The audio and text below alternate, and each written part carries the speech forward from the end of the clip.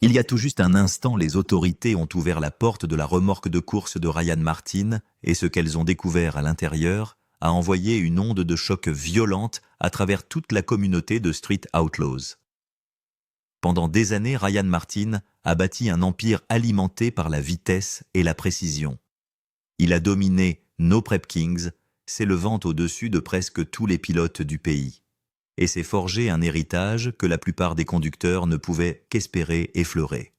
Avec une fortune nette dépassant largement les 2 millions de dollars et une audience sur Instagram de plus de 300 000 abonnés, il vivait au sommet du rêve de tout pilote, la gloire, l'argent, l'influence et une réputation qui ouvrait toutes les portes avant même qu'il ne frappe. Mais à l'intérieur de cette remorque, ce lieu que tout le monde supposait être sa forteresse de concentration et de discipline, gisait quelque chose qui allait faire voler en éclats l'image de l'homme que le monde des courses croyait connaître.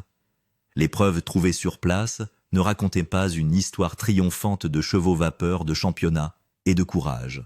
Au lieu de cela, elle révélait en quelque chose de plus sombre un aperçu glaçant de ce qui se passe lorsque les caméras se coupent, que le rugissement des moteurs s'estompe et que l'homme qui se nourrit d'adrénaline n'a plus de public pour observer ses moindres faits et gestes. Qu'ont exactement trouvé les forces de l'ordre cachées à l'intérieur de la remorque de Ryan Martin? Pourquoi cette découverte a-t-elle plongé les officiers dans le chaos et envoyé toute la franchise Street Outlaws dans une spirale d'incertitude? Avant de dénouer la vérité troublante derrière cette porte de remorque, cliquez sur le bouton « J'aime » et abonnez-vous, car ce que vous allez entendre va bouleverser tout ce que vous croyez savoir sur le roi de No Prep Kings. Pendant des années, le nom de Ryan Martin est devenu un symbole de victoire indissociable, par la suite de l'emblématique Fireball Camaro qui l'a porté vers la gloire. C'était un pilote qui comprenait la science de la vitesse à un niveau que peu pouvaient égaler, méthodique, constant, presque clinique, dans sa façon de manier des machines construites pour déchirer l'asphalte. Il a décroché multiples championnats No Prep Kings et a transformé la Fireball Camaro en une machine mythique dont on murmurait le nom sur les circuits à travers tout le pays. Mais ce que Ryan n'avait jamais pris en compte durant son ascension devant des milliers de spectateurs, c'était la vérité inévitable. Plus on monte haut, plus l'examen se fait minutieux. Les gens l'observaient de près, se demandant doucement ce qu'ils savaient que ses concurrents ignoraient. Ils se demandaient comment un seul homme pouvait rester intouchable saison après saison, alors que tous les autres luttaient pour obtenir une fraction de sa domination. La découverte dans la remorque de Ryan suggérait une explication bien différente à cet avantage de longue date, une explication que personne n'aurait pu imaginer. Lorsque les autorités ont finalement ouvert la porte de la remorque, elles n'étaient pas là pour admirer son équipement de course ou examiner des pièces de rechange comme des fans curieux. Elles étaient là parce qu'elles suivaient des pistes depuis des mois, des indices qui peignaient un tableau bien pire qu'une simple violation de règles ou une faille technique. Ce qu'elles ont trouvé pointait vers un modèle de comportement qui allait bien au-delà du contournement des règlements de course. Cela laissait entrevoir quelque chose de calculé, de secret et de nettement plus dangereux. Même les enquêteurs vétérans ont ressenti un moment d'hésitation alors que les preuves commençaient à faire surface. Ryan Martin, l'homme adoré par des millions et craint par ses concurrents, semblait être mêlé à quelque chose de bien plus sombre que ce que le monde des courses n'avait jamais soupçonné. L'enquête avait commencé discrètement. En raison du statut et de l'influence de Ryan, les forces de l'ordre ont agi avec prudence pour éviter de l'alerter. Tout a commencé par des dénonciations anonymes des messages étranges suggérant que les voyages constants de Ryan vers les événements de course servaient un objectif dépassant la simple compétition. Au début, les accusations semblaient absurdes. Qui ciblerait le visage de No Prep Kings? N'était-ce rien de plus que de la jalousie d'un rival ou une tentative de ternir la réputation de la plus grande star de l'émission? Le premier tuyau prétendait que sa remorque, celle-là même qui transportait la Fireball Camaro à travers le pays, transportait une cargaison qui n'avait rien à voir avec les moteurs ou la performance automobile. Les détails étaient assez précis pour éveiller la curiosité, mais assez vagues pour que les officiers débattent de l'opportunité de les rejeter entièrement. Mais ensuite, d'autres tuyaux sont arrivés, chacun ajoutant de nouveaux détails. L'image s'affinait à chaque message anonyme. Finalement, les forces de l'ordre ont décidé d'initier une surveillance. Ils observaient discrètement depuis les coulisses, traquant les mouvements de Ryan, lors des événements de course dans plusieurs États. Plus ils observaient, plus les schémas devenaient étranges. Sa remorque est devenue leur principal point de focalisation. Ils l'ont suivi d'Oklahoma City jusqu'à des villes éloignées de tout calendrier de course. Ils ont suivi chaque arrêt et les ont comparés aux publications de Ryan sur les réseaux sociaux et rien ne correspondait. Parfois, la remorque apparaissait dans des endroits situés à des centaines de kilomètres de là où Ryan prétendait publiquement être. Ces arrêts n'avaient aucun sens pour un pilote voyageant directement entre deux événements. Au contraire, il se trouvait dans des zones connues pour des activités très éloignées des sports mécaniques et légaux. Ces découvertes ont conduit les enquêteurs à une question surprenante. La course n'était-elle qu'une couverture pour Ryan Mascan, une implication plus profonde dans quelque chose qui nécessitait des voyages interétatiques fréquents et l'excuse parfaite de grandes remorques non marquées, déplaçant de l'équipement que personne ne remettait en question. Une fois que les autorités ont rassemblé suffisamment de preuves circonstancielles, elles ont attendu le moment idéal pour agir. Elles soupçonnaient Ryan d'avoir des routines, peut-être nettoyer la remorque avant les inspections ou utiliser des précautions et des systèmes d'avertissement pour détecter l'approche de quelqu'un. Mais cette fois, il n'a reçu aucun avertissement. La remorque a été saisie sur un parking où elle avait été laissée pour la nuit assez loin de BNR Performance pour que personne n'entende ou n'interfère.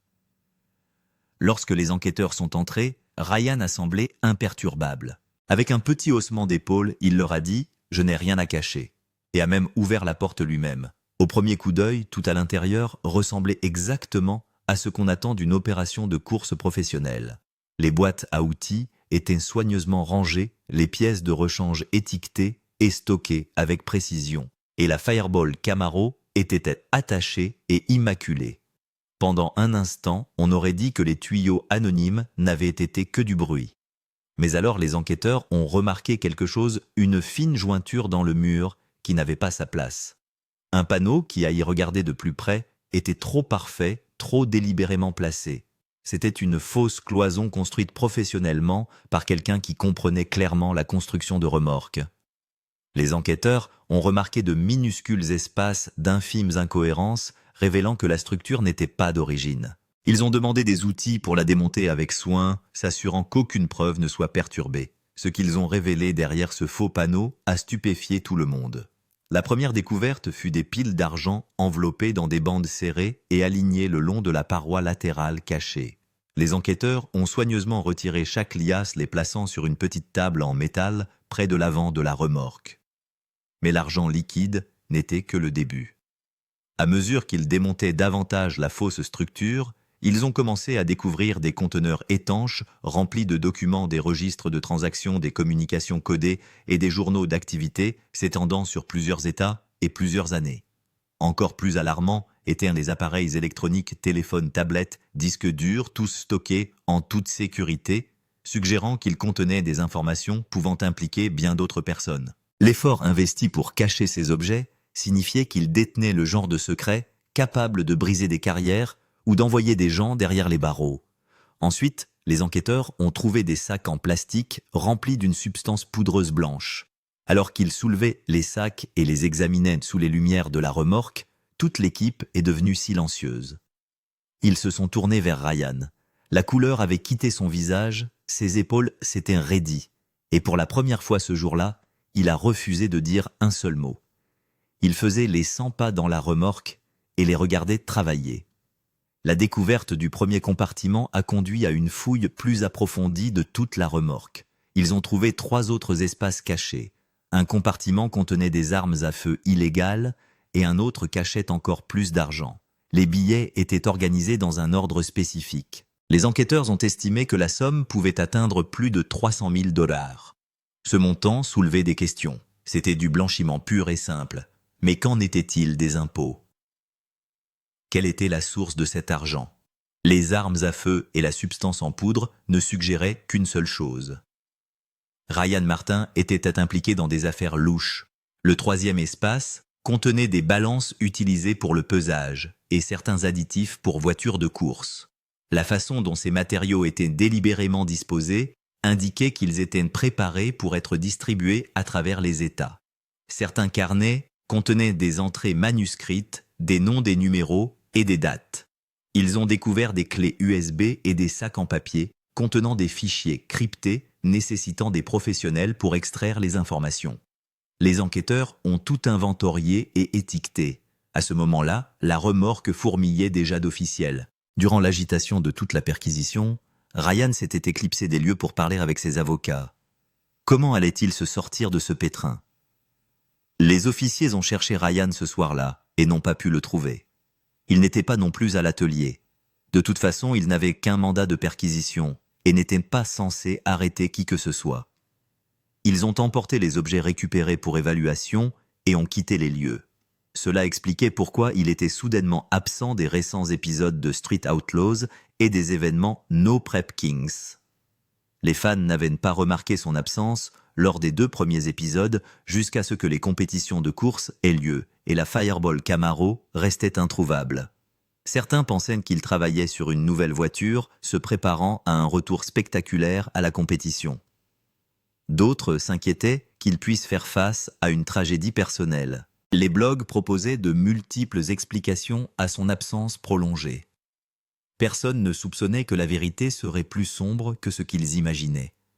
L'enquête était en cours depuis des mois avant la fouille de la remorque. Ils avaient accumulé des preuves et interrogé des témoins. Ils ont relié les points et après la fouille de la remorque, ils ont commencé à faire pression pour l'arrêter. Mais Ryan et ses avocats avaient commencé à faire des heures supplémentaires. Les gens autour de l'atelier de performance de Ryan ont commencé à remarquer des changements. Un mécanicien qui travaillait aux côtés de Ryan depuis plus de 5 ans a disparu de l'atelier sans explication. Le site web de l'atelier, qui avait toujours été régulièrement mis à jour avec de nouvelles constructions et des packs de performance, n'avait pas publié de nouveaux contenus depuis plus d'1 mois. Un autre employé membre régulier de l'équipe de Ryan pour la plupart de ces événements de course avait supprimé chaque photo et publication le montrant avec la Camaro ou tout ce qui portait le logo B&R Performance. Sur le site de B&R Performance, la section galerie remplie de témoignages de clients a été retirée. La liste des services offerts a été réduite à l'essentiel. On aurait dit que quelqu'un essayait d'effacer certaines choses. Que pouvait-il y avoir sur le site qui menait à des affaires louches impliquant Ryan Martin? C'était peut-être une tentative désespérée d'éliminer tout ce qui pourrait attirer une attention indésirable ou provoquer des questions inconfortables.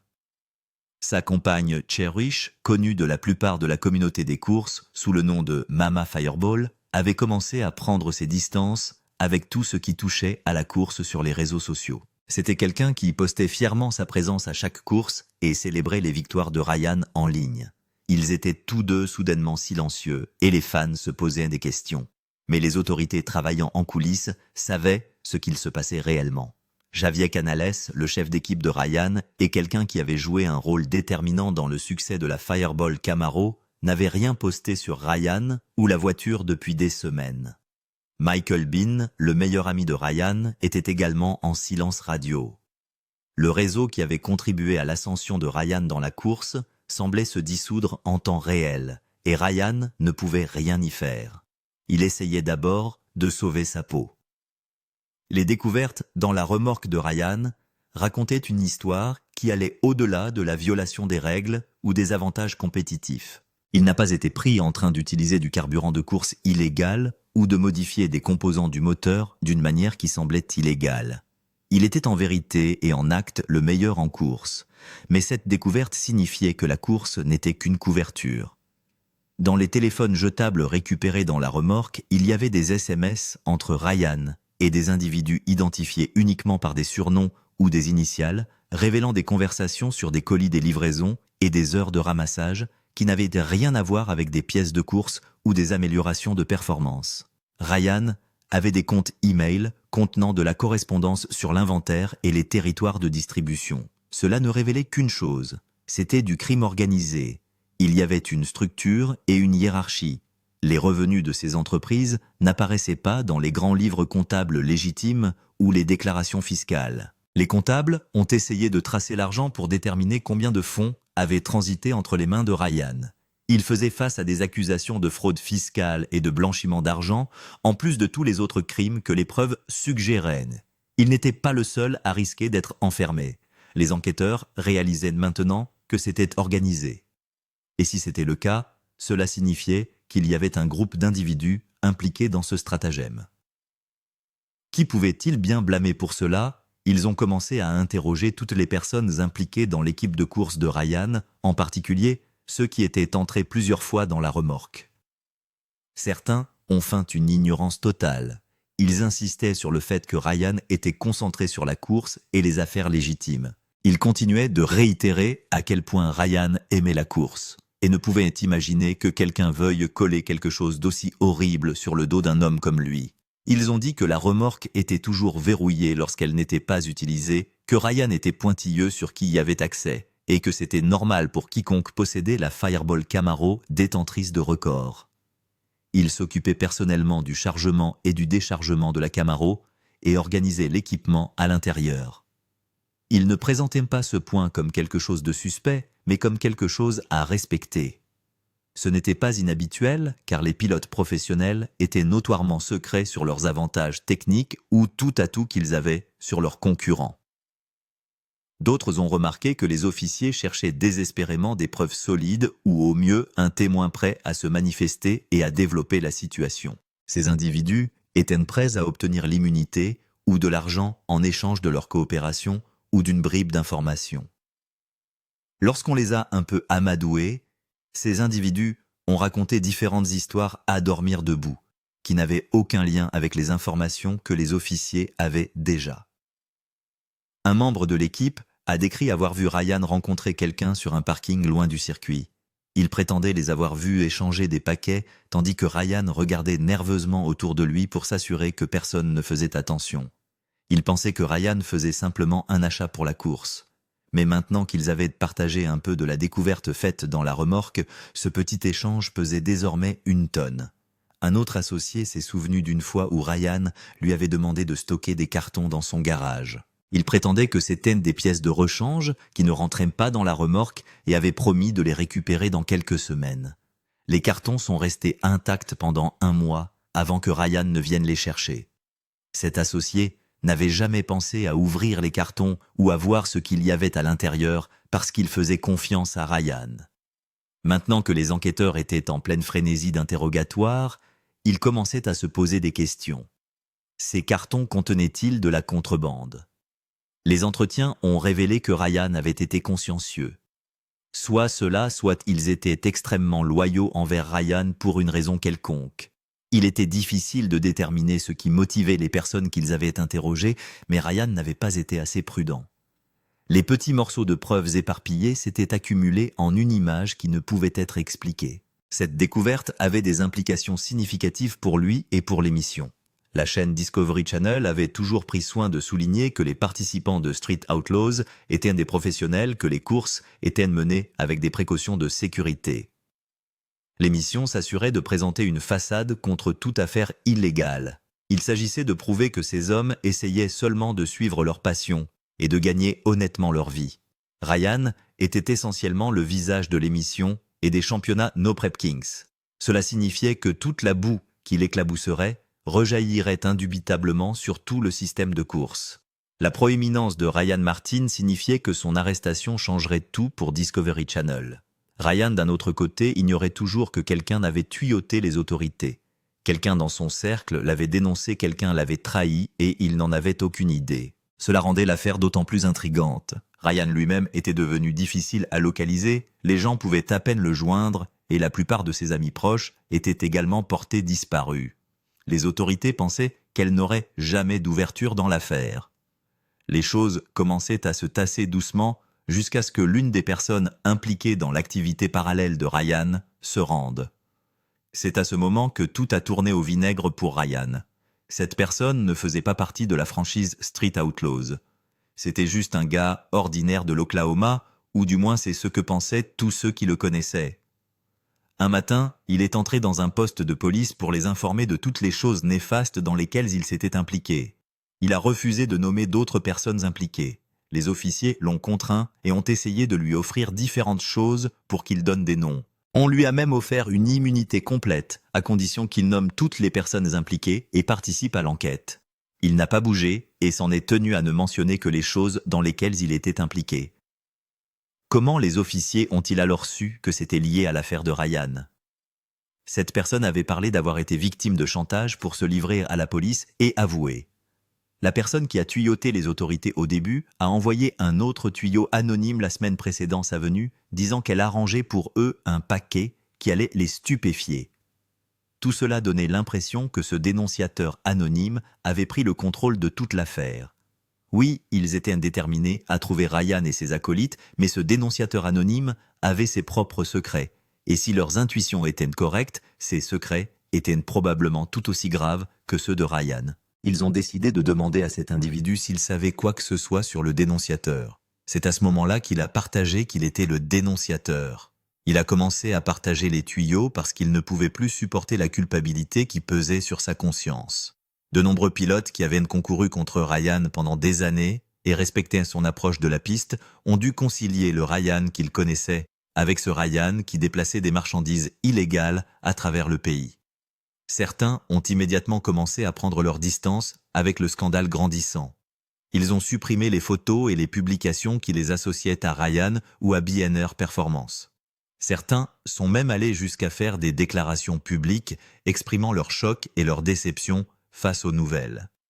Ils ont affirmé ne pas être au courant des faits et ont clairement indiqué que leur marque ne soutenait en aucune manière ce dans quoi Ryan était actuellement impliqué. Un pilote éminent a posté un long message expliquant que la course est une question de compétition honnête et que ceux qui trahissent la confiance de la communauté n'y ont pas leur place. Un autre pilote ami de Ryan, depuis des années, a simplement posté « Déçu n'est même pas le mot » avant de supprimer toutes les photos les montrant ensemble. Ce n'était que le début de la rupture qui allait avoir lieu dans les relations que Ryan Martin entretenait avec de nombreux individus de la communauté des courses.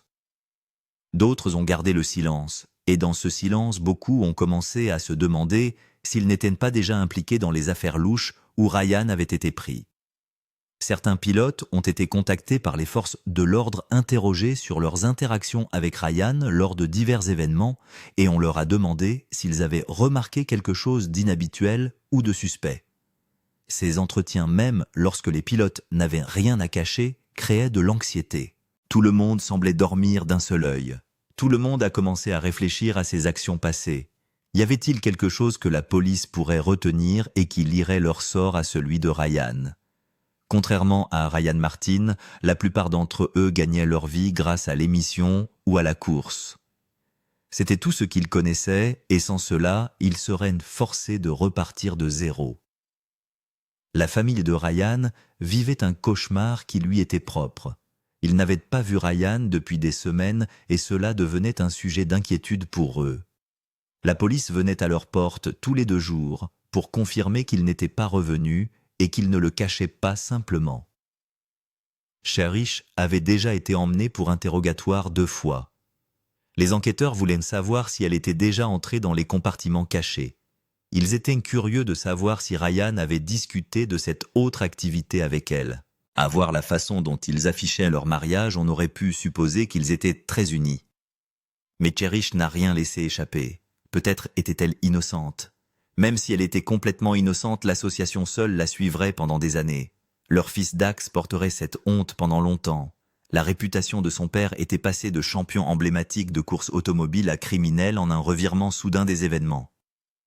Il lui semblait que son père avait vécu une double vie tout ce temps. On ne peut jamais prétendre connaître une personne entièrement. Quelle pouvait bien être la motivation de tout cela ? Il avait la gloire. Il avait de l'argent. Il s'en sortait bien. Soit on l'avait fait chanter pour qu'il se lance là-dedans, soit cela durait depuis le tout début. Rien n'avait de sens. Désormais, les procureurs fédéraux sont armés de preuves qui peuvent traîner Ryan dans les profondeurs du pénitencier. Mais ils attendent avant de monter leur dossier. Pourquoi ? C'est du crime organisé. S'ils en frappent un, le reste s'enfuira, élaborera des stratégies et construira de meilleurs alibis que celui qu'ils viennent de démanteler. Toutes les accusations entraînaient une peine de prison substantielle, mais ils avaient besoin de trouver Ryan, de le faire craquer suffisamment pour qu'il dévoile des détails sur ses acolytes, et alors ils porteraient volontiers leur affaire devant le tribunal. Les avocats de Ryan ne se laissaient pas faire sans défense. Ils rassemblaient des munitions pour le moment où Ryan serait arrêté. Ils savaient qu'ils ne pourraient pas rester cachés éternellement. Leur stratégie de défense impliquait de contester la légalité du mandat de perquisition. Ils pourraient arguer que les enquêteurs manquaient de causes probables pour saisir la remorque et que la fouille était basée sur une simple intuition. Ils cherchaient à trouver leurs propres témoins. Ils étaient prêts à mener cette bataille jusqu'au bout. Ils ne pouvaient pas prétendre que les compartiments avaient été installés à l'insu de Ryan, car ce serait se mordre la queue, la plupart de l'équipe ayant déjà déclaré lors des entretiens que Ryan ne laissait jamais personne entrer dans la remorque. Les empreintes digitales de Ryan ont également été trouvées autour des zones où les objets ont été découverts. La seule chose dont ils étaient certains au moins était de négocier un accord de plaidoyer sur la base qu'il avait été contraint ou menacé par d'autres pour utiliser sa remorque à de telles fins. Cela le placerait dans le rôle d'une victime plutôt que d'un auteur. Ces négociations feraient beaucoup pour la réputation de Ryan et aideraient à réduire sa peine.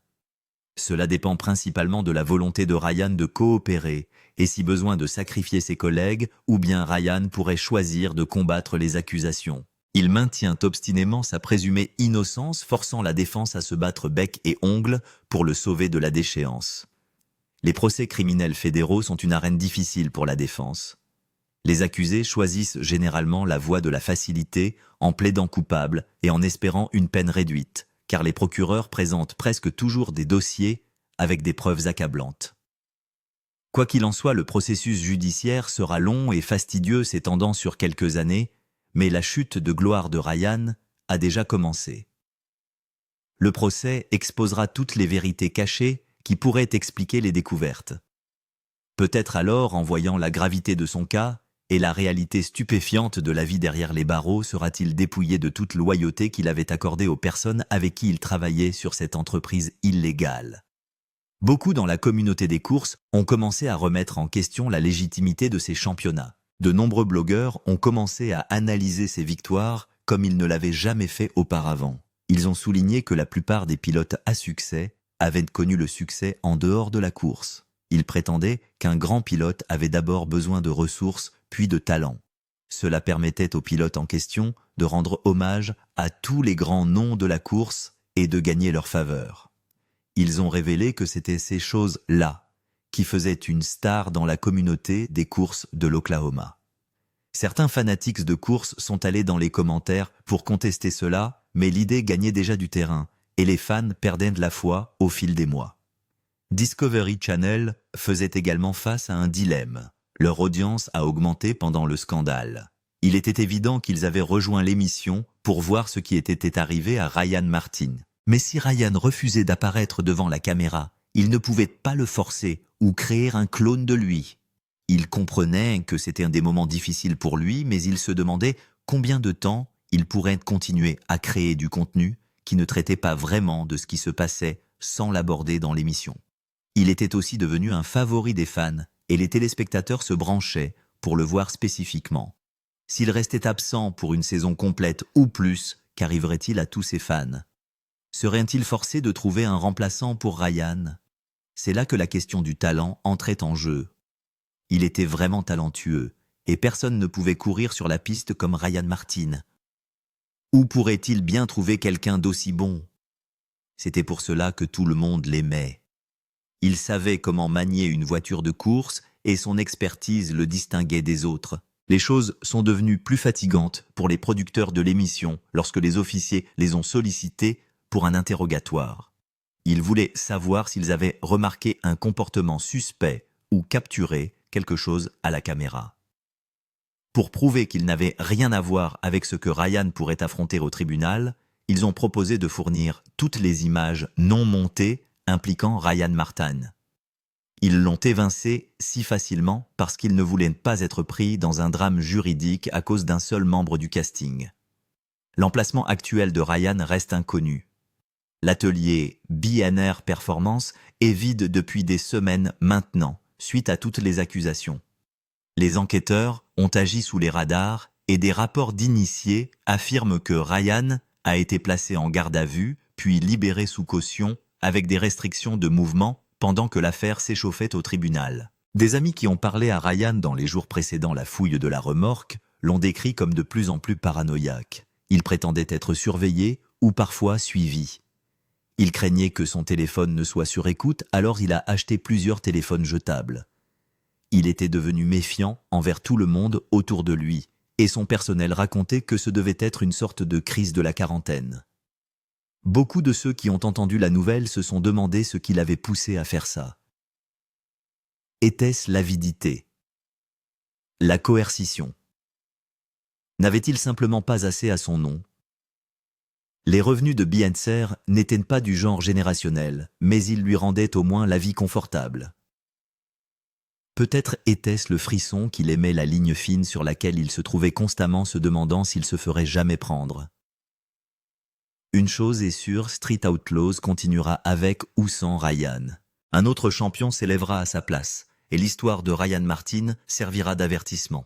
Quelle que soit l'issue de ces procédures judiciaires, sa réputation a déjà été passée à la moulinette. Il serait difficile pour quiconque de lui faire vraiment confiance, et encore moins de vouloir être associé à sa marque.